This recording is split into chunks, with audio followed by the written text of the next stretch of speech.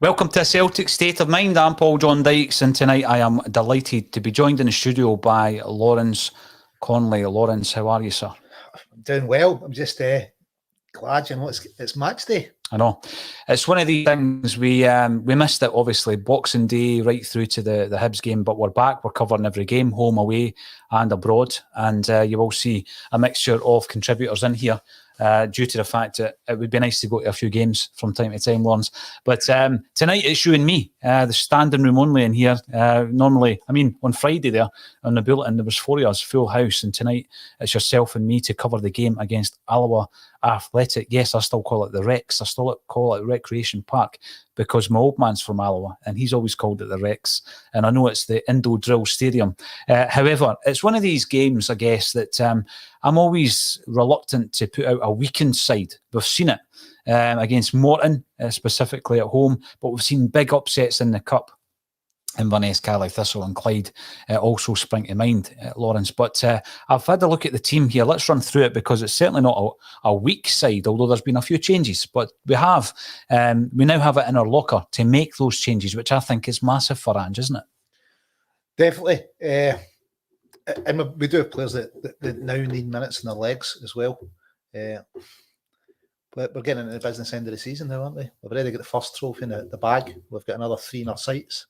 So I think the sooner everyone gets up to full speed, especially we're going to miss some big players in international, it's just be really handy to know what these players have got. Plastic pitch though, never a favourite, is it? It's I don't know what we're doing with them in football, to be honest. It's just ridiculous.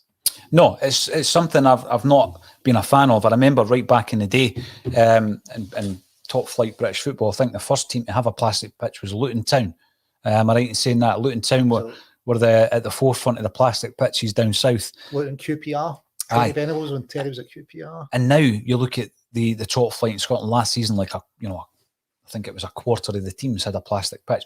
Certain players don't like playing on it, it would seem. And I am surprised, I've got to say, that Julien's sitting on the bench. We'll talk through the team, though, and see if there's any particular players that you're looking forward to seeing. We're looking at the goalkeeper and the defence. When we met up in the car park tonight, Lawrence, you had heard the team. I hadn't because I was driving. And I gave you my predicted 11, which is vastly different from this one. Joe Hart starts in goal. And I think the key element of that is whoever plays in front of him, he's a guy that can get them organised. So if you're going to be putting a defence together for the first time, which indeed we have done, then I'm more confident with Hart behind me, but obviously Bain sitting on the bench. Is that a change you would have made, or are you quite happy that Hart's in goal?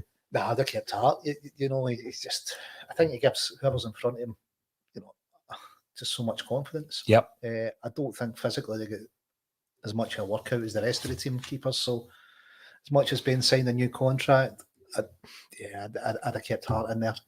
As you say, he brings his organisation, but I think just the confidence he gives the team as well. Yeah, absolutely. And again, you've got the Indo Drill Stadium, Recreation Park, playing host to a guy like Joe Hart and the illustrious career that he's had. I remember it wasn't that long ago, I say that, it was probably about 20 odd years ago, where Cadete et al. All went to the Rex, didn't they? But I think we won 5-0 that night.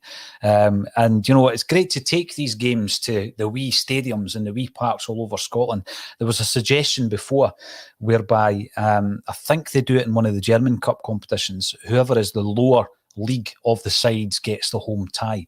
And they obviously get the big crowd at that stadium as well. I think maybe one team taking that to extreme, taking big numbers to small teams and maybe done with, with a new team right throughout Scotland. But it was an extreme way to do it. It was rather extreme. Defensively then, we've got Tony Ralston coming back in at right back. Or inverted right back, and obviously he's lost his place. He is no longer, it would seem, the first choice right back. Juranovic coming in against Hibs, playing well, scoring a goal. Ralston has been one of the biggest successes of the season. We've spoken long and hard about Ralston's rebirth as a Celtic player, but in games like this, you've got to give him game time. You've got to keep everybody ticking along. So it's a good decision to get Ralston back in there on the right hand side.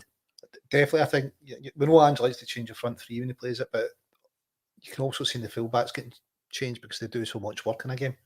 So I think both fullback positions we're going to need two guys that are up to speed and challenging for positions. Well, I mean, it's a luxury again. It's a good luxury to have. So Ralston comes in, but when you look on the bench, we do have Juranovic in there. We've got Julian and Taylor as other defensive options, and of course Scott Bain, who has just signed a new contract, which cements his place as a number 2 at Celtic, undoubtedly. On the left-hand side, then Liam Scales. He said himself that his strongest positions at centre half, although he has played on the left-hand side both as a left wing back and a left full back. I've liked what I've seen so far from Liam Scales, Lawrence. He's looked good in patches. He's definitely good going forward. It gives us a bit of height because we do like a bit of physicality, don't we? Naturally, left-sided player, but a bit short. Maybe we could have seen him at left-hand side centre half if that's his best position. But he looks a decent signing so far, but when you look through the team, maybe next window, it's something we might be revisiting depending how the left backs we've got perform. I quite like Taylor. Probably. You've always been a fan, haven't you? Listen, his stats are good, in terms of assists, and I think defensively he's fairly solid. He's not key on Tierney levels, but he's still a decent player for us. He's 23, he's developing, so hopefully Ange can help him with that. I think one thing that you can't deny, he always tries 100%. He puts everything into it every game. The thing is, he's been given, like Ben, he's been given a new deal. So he's going nowhere. Yep. I mean, I think two of the players that Ange singled out earlier in the season were Ralston and Taylor. When they were taking a bit of stick off some of the fans, that was two that Ange singled out as being, adapting to his system and doing what he'd asked them and always, giving 100%. His new deal might be a wee bit different from Bain's, I think. Taylor might be more long term. Whereas Bain, I think everybody can say, right, Barkas is done. Bain didn't have long left in his contract. Maybe it didn't cost that much to sign him up for another couple of years while we look at our options. Basically, if you get to the summer with another keeper becomes available, maybe Foster on a free, it would allow us then to move Bain on for relatively little money. I think when we're looking at the situation with the goalkeepers, you get Bain in as your number 2 and then you start working on the likes of Chobe and try to develop him. Obviously, he's been on the bench a few times, Lawrence, but getting him in working with Hart as he has been doing and, try and build him up to become probably, the number 2, but then you don't know how long Hart's going to be here. He's not particularly old. He seems to be loving life at Celtic and in Glasgow. It's an interesting point you make there about Liam Scales because there would have been an option there tonight to play Welsh on the right-hand side of the central defensive partnership with Scales on the left. But what's happened is we've got Welsh and Starfelt in the middle. Have you any concerns about the central defensive partnership tonight? No, I mean, Starfelt had a couple of ropey games, but I think that's when the left back was changing almost game in game there, and that I think affected his performance. Cup final, I thought Taylor was maybe a wee bit far away from Starfelt at times, leaving him a bit isolated. Welsh and all, he's wanted in Italian football apparently. I think he's doing well for a young player. He's getting games under his belt. We need to get back to developing a Korea team, don't we? And to do that, we need to bring the guys through and give them the experience, give them the chances. I think Welsh, you were talking earlier about the left back, Taylor, suffering a wee bit from the post-Tierney syndrome. And I think that when you look at the right backs, Lawrence, there's been a post-Lustig syndrome because we've been so keen to bring in right backs from all over Europe, and none of them have really stuck. We had Frimpong, we made quite a good profit on him, but Ralston was there all along, and now we're using him. There was almost a reluctance to give him a game, and when you look at Welsh and you compare him to some of the people that some Celtic fans wanted us to go and make a bid for, i.e. John Souttar, and you ask the question, and it's a debate to have, is Welsh any worse? I think sometimes when a young player comes through, they are viewed slightly differently, Lawrence. The problem with Souttar, it's another right-hand-sided centre-half. We're playing Carl Starfelt, who's a right-hand-sided centre-half. We'll be playing it left. We've got Chris Julian. We've got Welsh. We've got Cameron Vickers, right-hand-sided centre-halves. It's how many right-hand-sided centre-halves do you need? I know Julian's his contract's running down now, 18 months left. It's something that they'll need to make a decision on in the summer. But yeah, it's sometimes, it's the excitement of a new signing, go and sign him. I don't think he's any better than Stephen Welsh, is he? Not for me. He's not done anything that would suggest he's better. He's having a decent season with Hearts, but he's had a few bad ones as well, or not so good seasons that looked okay when he first came through at United. But yeah, I don't think he's looking any better than Welsh. No, I'm a fan. I'm a fan of Welsh. I still watch the game and I observe the game from a critical perspective. It's not as though I'm blinded by the fact that I like him, and I've stated that I think he's a good defender and a very good prospect. But when Serie A clubs are coming in, it almost cements that fact as well. That he is a sought after player, and we couldn't afford actually for him to move on. The player being rested tonight, of course, is Cameron Carter-Vickers. How much are we going to miss him? Because he has been a revelation, quietly effective a lot of the time, Lawrence. Yeah, I think it's just solid. He just gets the job done, doesn't he? He's just, you don't have a worry. I don't. He's not had too many howlers. In fact, I'm struggling to think of any. I don't think he's had a bad game. Level, isn't he? I don't think he's had a bad game. Yeah. He's just really consistent. But the Serie A connection's interesting. Maybe that's kind of Hickey and Henderson, and they're doing well in Italian football. Maybe it's caused the scouts to look over and say, well, who else can we pick up for Scotland? Who else is doing well there? No, I think so. I think they've broken the duck, as it were. I mean, when it comes to Italian football, there was a period, 80s actually, and into the 90s where British footballers were going to Italy. But when I'm thinking of Scottish footballers, you've got Joe Jordan and Graham Souness in the 1980s. Souness. But since then, there's been a real dearth. And I think you're right. Henderson. Riley. Well, let's not forget. Won 2 World Cups. Yeah. Aye, I know. Liam Henderson has, as I say, broken that duck. And he's done so well because he didn't go to one of the glamorous sides in Serie A. He's worked away at that and crafted out an impressive career. I hope that there's still a future, an international future for the likes of Henderson. I know that's a particularly strong area of the park at the moment, but I hope it's not a case of out of sight, out of mind when it comes to Liam Henderson. You'd hope that we wouldn't be so parochial that we'd be looking across the world at anyone that can play for Scotland. But we've lost a couple of players to Bayern. There's rumours of another young left back being looked at. Maybe scouts from further afield are now looking at Celtic and at Scotland as a particular market because they can see that we're producing good players.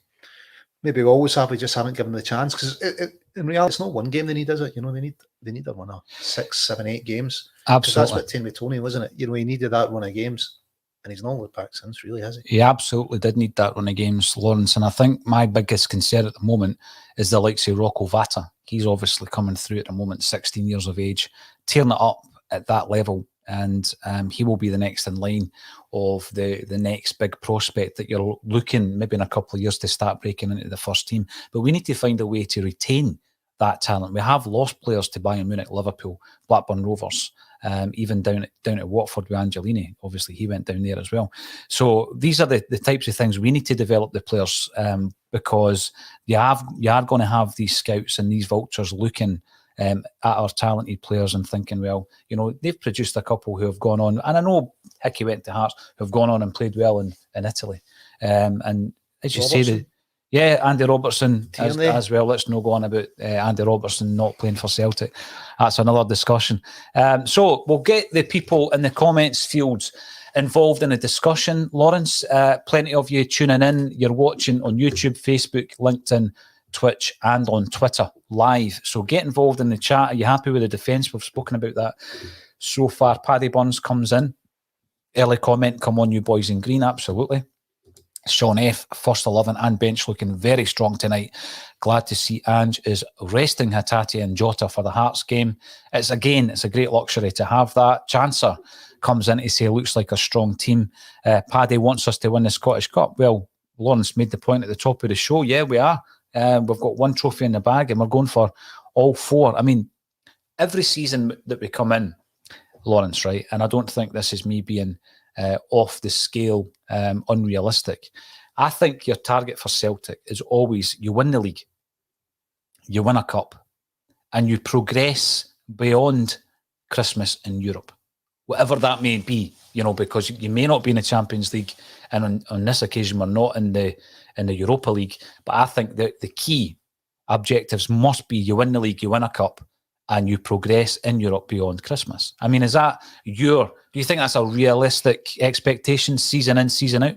I think, we proved it's realistic to win trebles, season in, season out.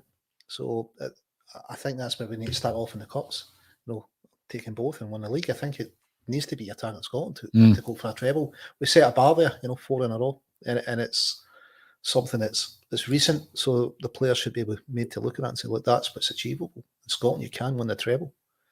In Europe, we need to do a lot better, don't we? It's beyond Christmas, as at a higher level as you can. Conference just now, but there's no reason we can't go on and win that. I mean, Declan's got me and Paddy sorted out with the president and some tickets, so staying in the presidential palace and tickets for the game if we get to the final. Right, okay. We'll see if he keeps up with that promise then. Well, mate, I gave him contact for a DJ for his 21st plus one. So, I've kept my hand in about it. 21 plus one. Deary me. Yeah, thanks very much for all your comments coming in. Marky Boy on YouTube has just finished watching the latest retro material and how all those VHS Celtic videos bring back memories.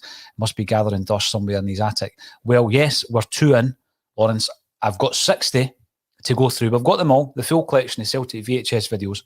We're going to go through them all. We're going to review them. And throughout that review, you get an insight and you get the snippets from the actual video. As we've started off with the Celtic collection from the 1990s. We weren't winning much, but there's some stuff on that video that's unmissable. Brian Murphy comes in also to mention that it's good to see Giakoumakis get a start. He is one player that I says to you outside there, Lawrence, that I would have picked. But before we get into the offensive areas, we will have a wee chat about the midfield and how Ange has decided to go against Alloa in the midfield. But before I do that, I mentioned that we beat Alloa 5-0. We didn't. It was 5-1. And that was back in 1996 in the League Cup third round. And the team that Celtic put out that night was Marshall, Boyd, McKinlay, McNamara, Stubbs, Grant, Di Canio, O'Neill, that'll be Brian O'Neill, Van Hooijdonk, Tom and Cadet. Coming off the bench, Weghorst, Donnelly and McLaughlin. And the goals were scored by Andy Tom, a George Cadet hat-trick and Pierre Van Hooijdonk. So Alloa has seen the superstars in the past. Lawrence, are you looking for a similar result this evening? Yeah. In a word, yeah. You're going there full of confidence, aren't you? And just got the team playing well, attacking well. You'd want Giakoumakis to get a few to show what he can do, because it's been real stop-start for him, hasn't it? It has. I know they scored one in his hat-trick, but on his debut. But listen, the two of them might end up playing up front. It might be 4-4-2. I don't know. Maybe he's going to try Giakoumakis maybe up front, see how it works. It's interesting because during the week I was asking the question, how do we fit Maeda and Kyogo into the same team? Once everybody's back and playing and they're fit. There's the discussion around Kyogo's, how effective he is out left. And we're always going back to that Rangers game, Lawrence, and saying, well, we don't want to make that same mistake. But he's played more football out left than anywhere else, if you look at his career. So it will be interesting to see how we line up top this evening. McGregor, Gucci and Rogic. That's your midfield three. Hatate drops to the bench after a man-of-the-match performance on Monday night, Lawrence. But again, it's a great opportunity to see another. And I know he came on as a sub, but when we're thinking of Eddie Gucci, we've not seen a start from him. So I'm looking forward to that. It's one of the things that I'm most looking forward to this evening. Yeah, he got 10, 15 minutes when the game was done, didn't he? So he'll be wanting to get a bit of the glory that his compatriots got last time out. He'll be, I know he's been at Leeds and he's probably more experienced in British football. So hopefully he can put on a performance for us. Yeah. Now, Strangelove, the doctor who comes in on a regular basis and comments on the live streams, is watching tonight as well. So welcome to the show. If anybody else is watching on YouTube, remember and click on that subscribe button. It's free of charge. You get daily content and you sometimes get wee blasts from the past, like the Retro Video Club. we'll be working one of them during the week as well. It'll be the Celtic Collection Volume 3. I'm really looking forward, says Strangelove the Doctor, to the game tonight. I want to get a look at some of the new guys getting minutes and see how they play within the style. I also want to see what Alloa try to do. What will Alloa, Barry Ferguson, Bob Malcolm, et al., what will they do this evening? How will they approach Ange Postecoglou's style? I think they'll try and sit deep, soak it up, play for set pieces, hitting on the break. I don't think they're going to be too adventurous at all, mate. I think they'd be worried just about getting cut open. Now, here's an interesting point, Lawrence. Jim Kerr comes in. It might be the Jim Kerr. So I'll come back to that story in a second. There's the klaxon going off for the name dropping. What do you think about MJ not playing? Cup tied if he plays, possible move. Mikey Johnston?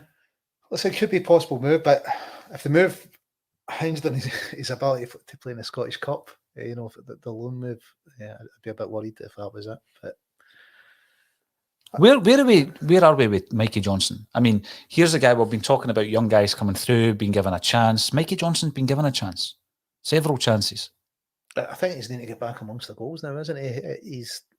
I thought cup final he looked okay. He's starting to go by players, but he's generally got kind of two players going to him. He does create a bit of space.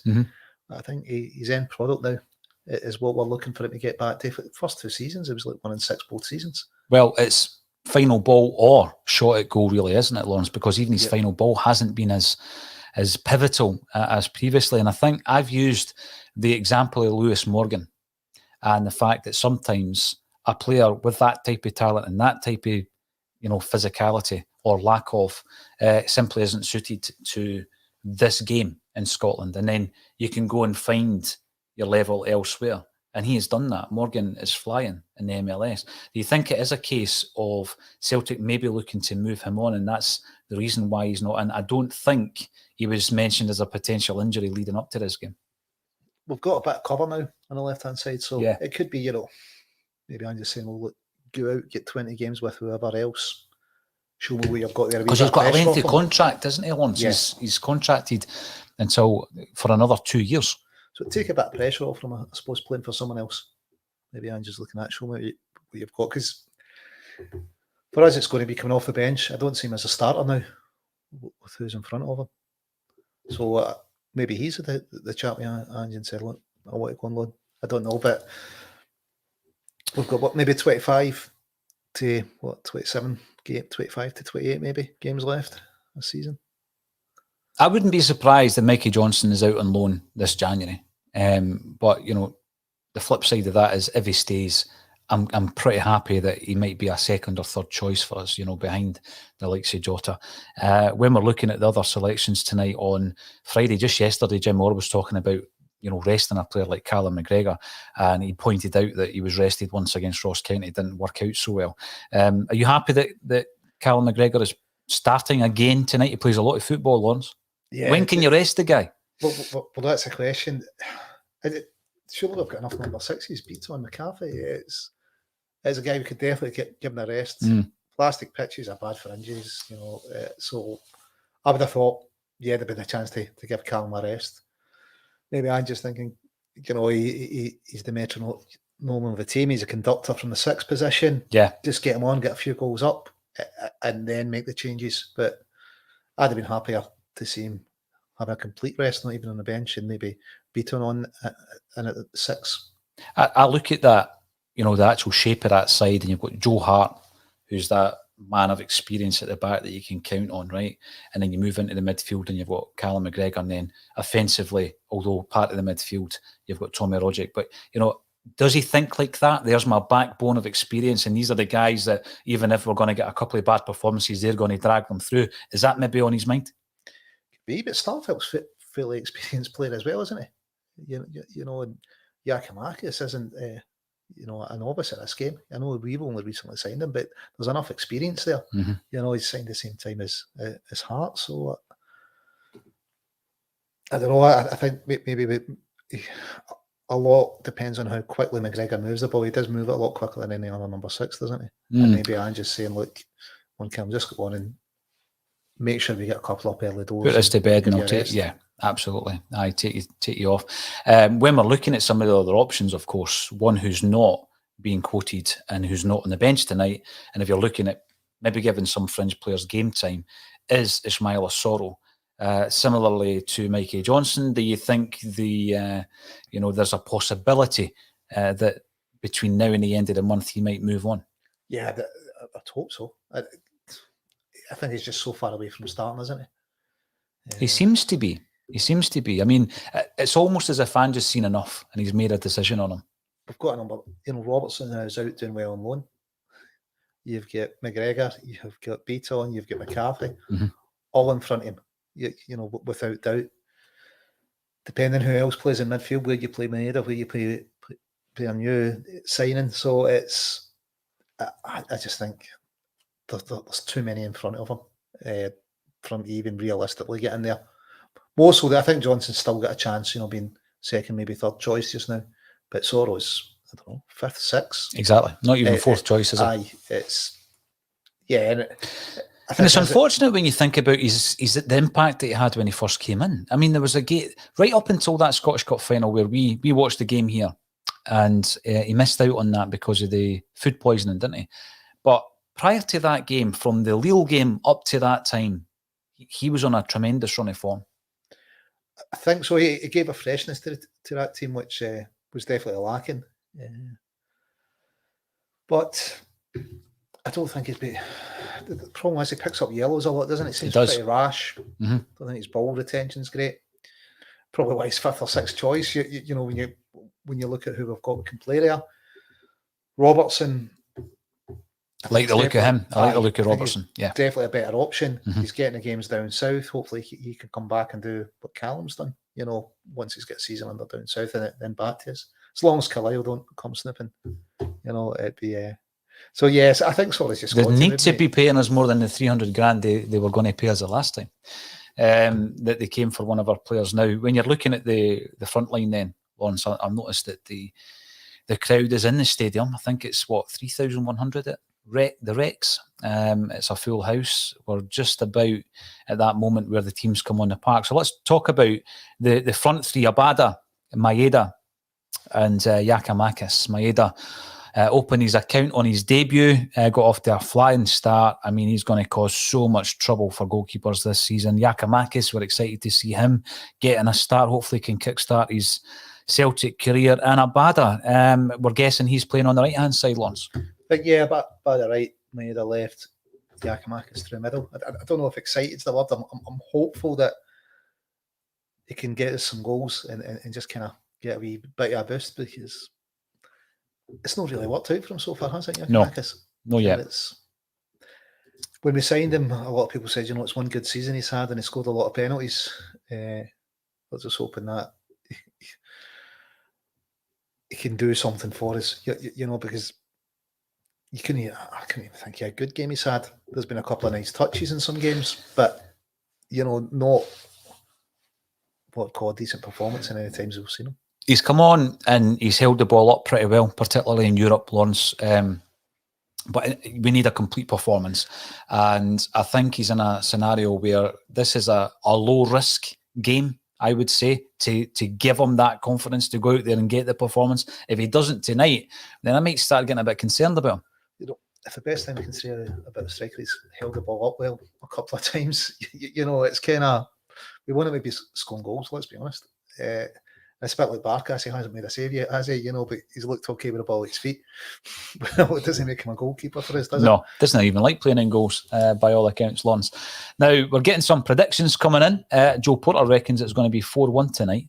I've already said that I do think that, get that early goal, and I think they really will open up and we'll be able to craft a good result out. Sean F comes in to remind us about a performance that Julien had up at Kilmarnock on the plastic pitch, which gave him the fear. Now, it's an interesting point you make, because I think when you go back to that game with him and Iron, centre half, Lawrence, we're coming out for a centre half at that stage.